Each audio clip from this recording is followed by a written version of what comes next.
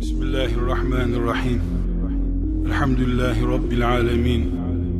Bakın Resulullah sallallahu aleyhi ve sellem Efendimiz ne buyuruyor?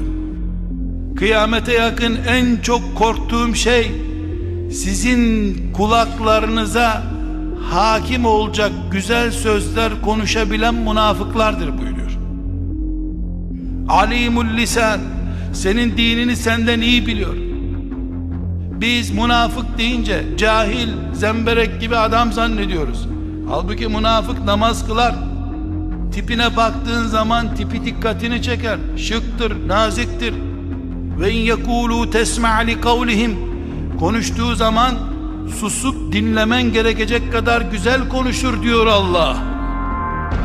Onun için o konuştu mu susmak zorunda kalırsın. Hep ayet konuşur, hep hadis konuşur o. Alimul lisan, ağzı güçlü adamın.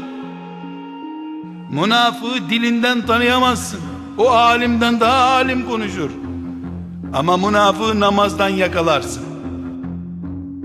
Namaza kalkarken ameliyata giden hasta gibidir onlar. O namaza kalkıyor, ölüme gidiyor zannedersin. Bir namaz kılmak dert onun için. Sonra kılar hep son vaktine yetiştirir namazı. Münafık karakteri. Münafığı infak ederken göremezsin. O Allah için infak edemez. Onun cebinden para çıkmaz. Başkalarından aldığını sağa sola dağıtabilir.